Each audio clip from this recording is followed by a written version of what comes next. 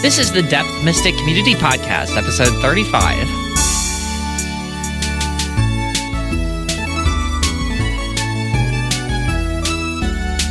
Featuring Jungian Depth Mystic, Tollen. Hello, hello. Promotional Manager, Tollen. Hi. And me, podcast host, Tollen.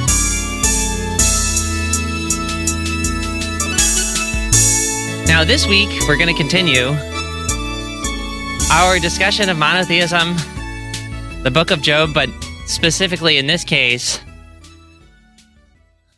the crucifixion. What is going on with the crucifixion?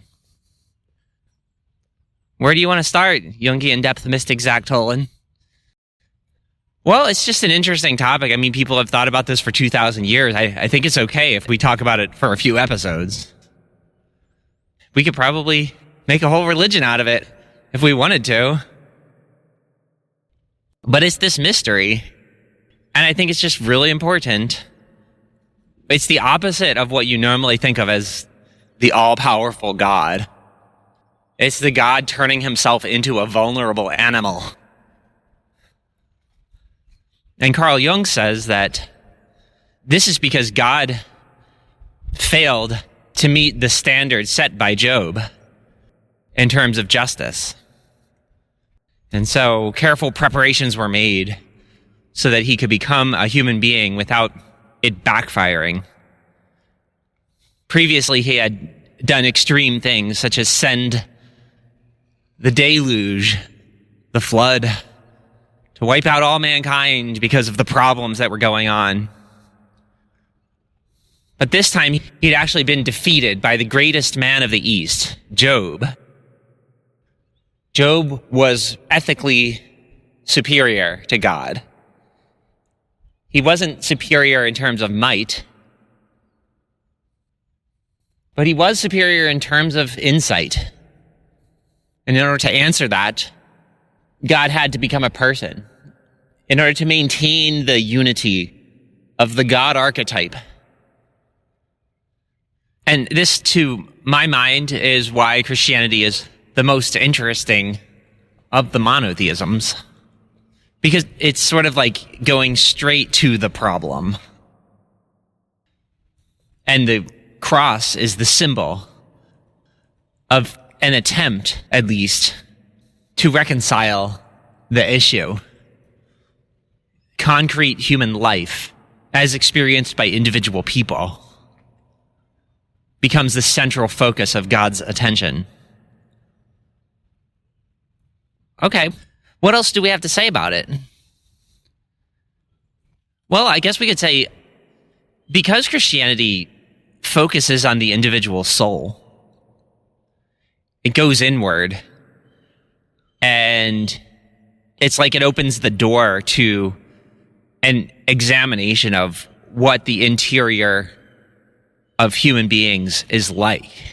You know, it says you have to repent. It says you have to make a psychological change. There's no outward behavioral change that is necessary. There is something like a tendency towards paranoia, I guess you could say. In the sense that because Christianity puts so much weight on the interior psychological state of people, they have a tendency to wonder if they're doing the right thing. So they will probe their interior, sometimes beyond necessity, in order to discover the sin that they must now confess. But to me, I guess the cross is something like a disappointment. In the same way that it was a disappointment to Jesus himself. When he cries out, "My God, why hast thou forsaken me?"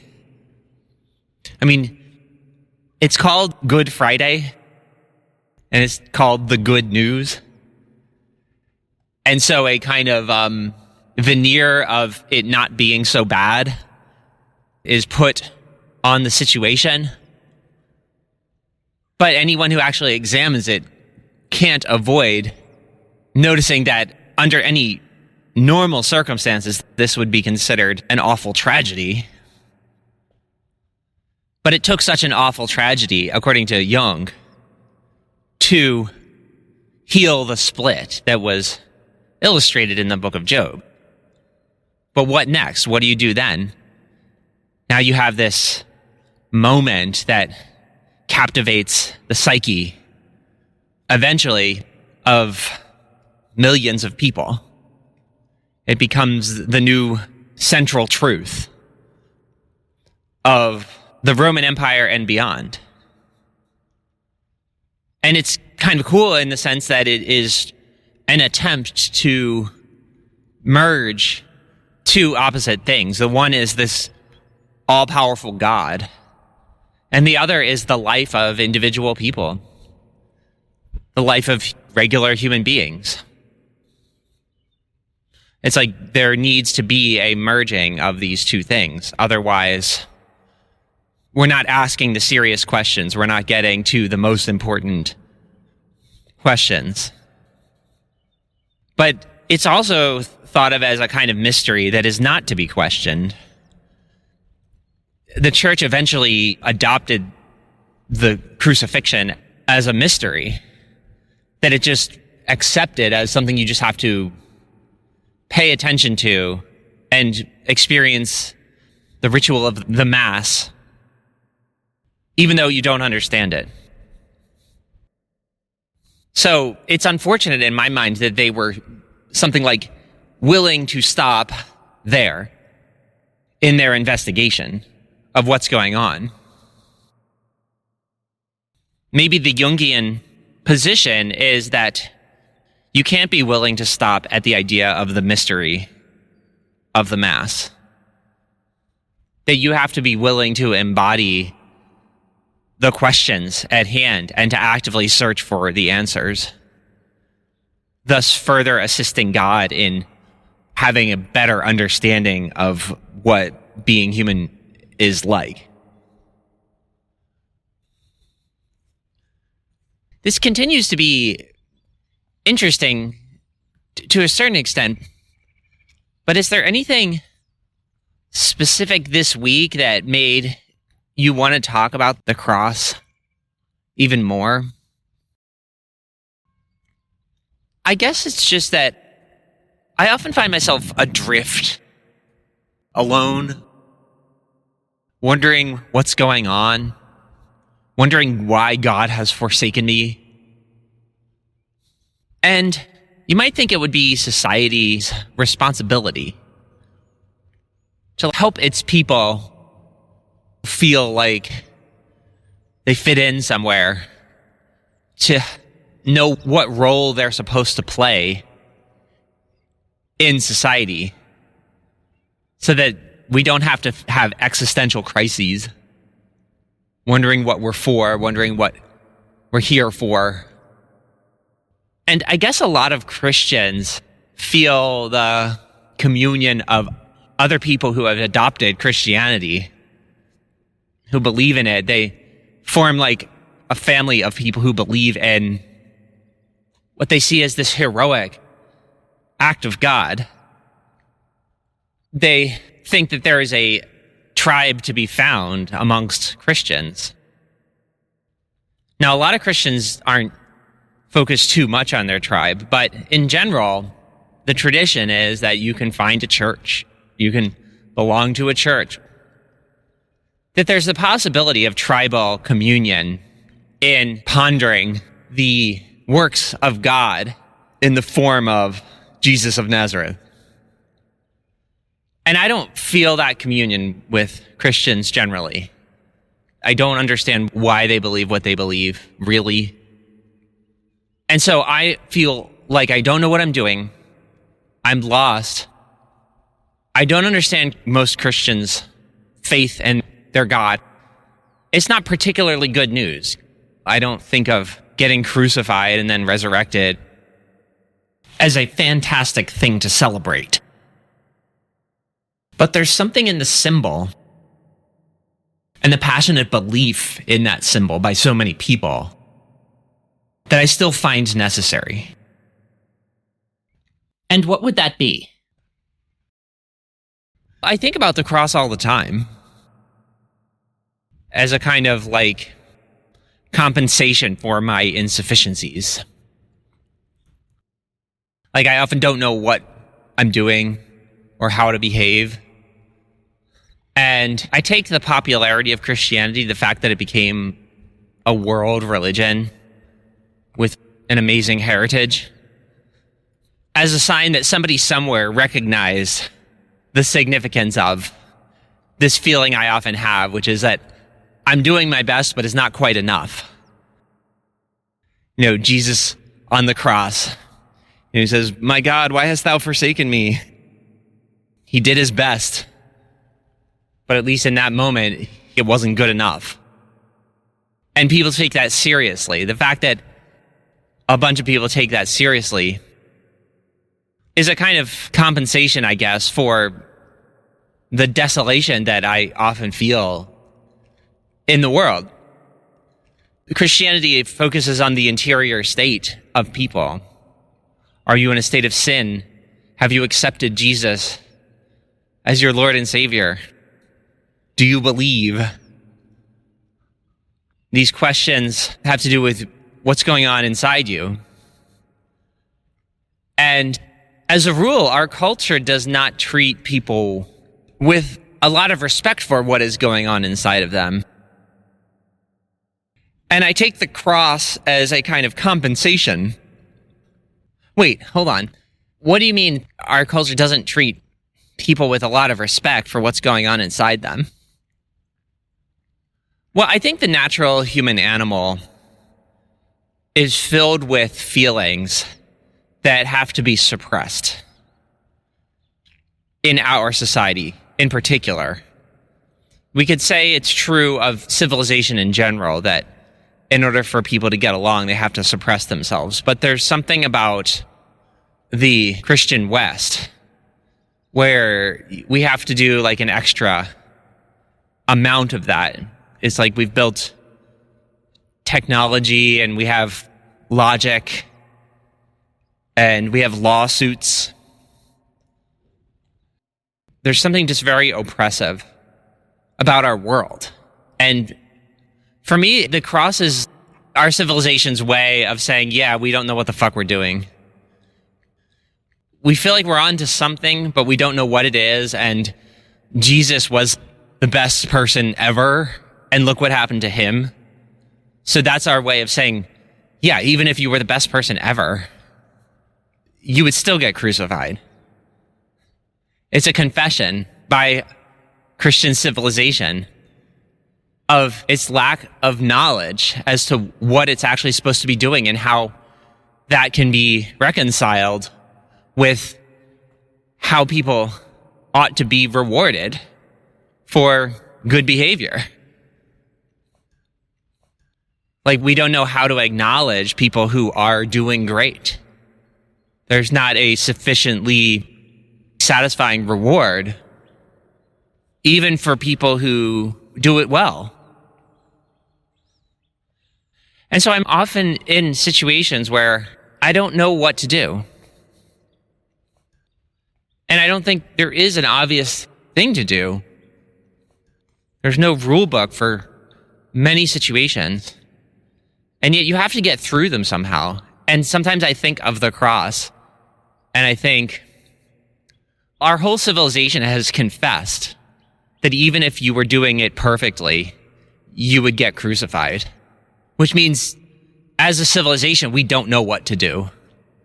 We don't know how to behave, and moreover, how to respond to people who behave well. We don't know how to treat them well. We don't know how to not crucify people. But by confessing that, there is some feeling of relief. Like, oh, it's not really my fault. You know, it's not really my fault that the world doesn't have a satisfying answer to my situation and my effort. On the one hand, I have a situation that's distressing and annoying, and I would love for it to be happier in general. And in addition, I'm applying enormous effort, sometimes in a very virtuous way. Sometimes I'm actually happy and satisfied with what I'm doing that's good. And that is also unrecognized. And I think the whole image of the cross is a way of saying, yes, exactly. For now, we don't know how to reward you. We don't know how to treat you well. We don't even recognize good behavior.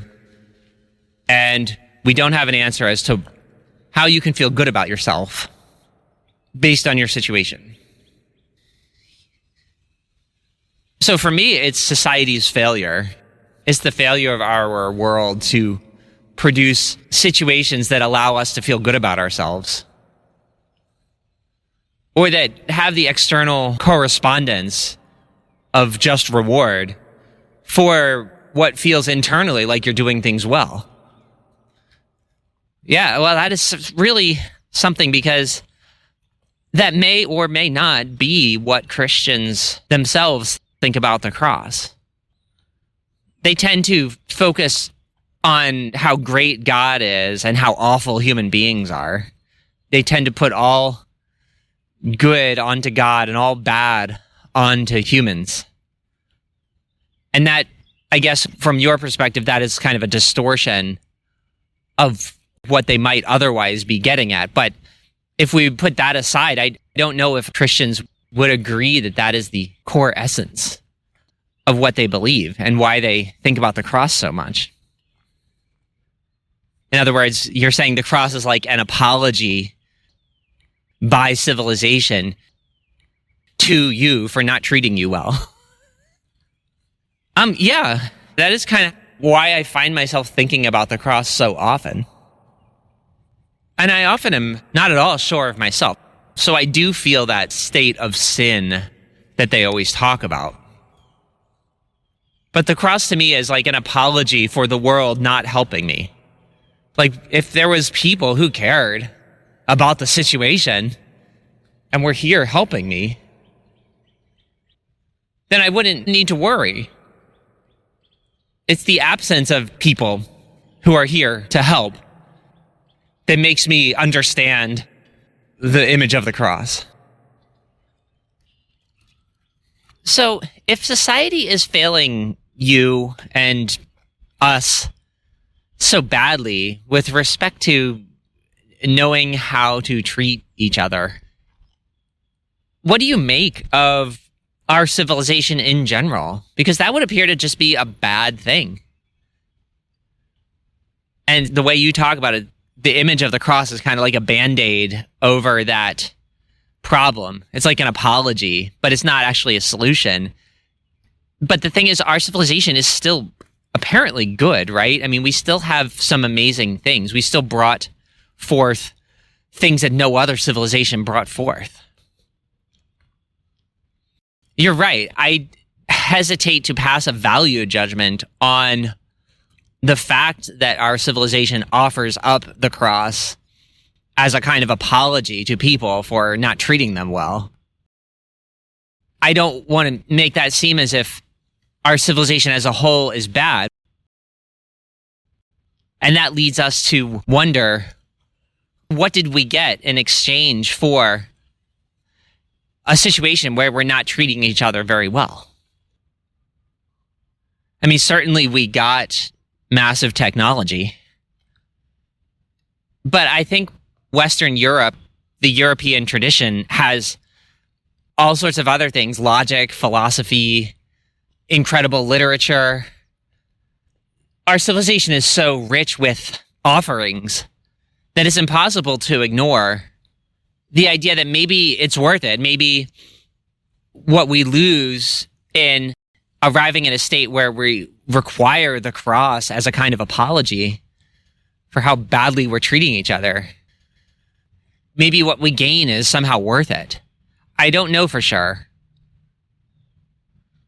Remember, no other civilization did in fact bring forth the scientific revolution or the kind of sophisticated theology and ethics and other things that we seem to have. I don't want to say science and technology is the only thing that is unique and excellent about our civilization.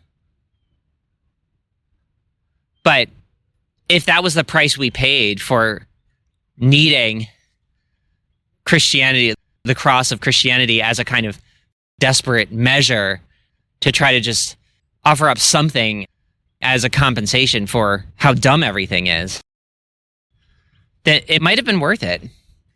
To actually evaluate the whole picture requires acknowledging that there are a bunch of really amazing and unique things about the Christian West in particular. And also that there aren't necessarily better ethical treatment in other places. We do have certain ethical standards that are attributed to Christianity that are not met by other places.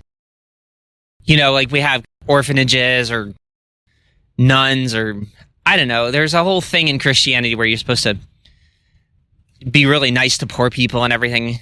I'm not going to pretend to remember what Christianity does and try to clarify that only Christianity does that in an ethical sense. All I can say is personally, I constantly find myself in a situation where I feel left alone, wondering if I did anything wrong or if I'm good enough, and feeling like the symbol of the cross and the popularity of Christianity serves as maybe not open acknowledgement of our culture's general failure to help people like me feel like I belong.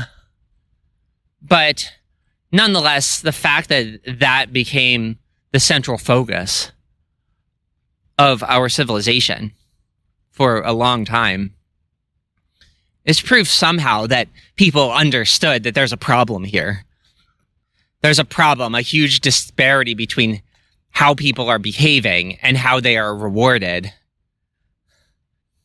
So I take that as such. I take that as an implicit apology for this sort of existential incoherence I constantly find myself in, where I want things to make sense, and I want to understand the causal relationship between good behavior and the reward for it. And I can't find that causal relationship. And then I realize, oh, well, in Christian civilization, there is no causal relationship. There's just a group of people who understand that there's a problem there. There's a group of people who understand that even if you are the perfect person, and even because you're the perfect person, you get the opposite of being treated like a king. You get treated like a criminal. There's people who understand that. And that alleviates a lot of the distress that I feel.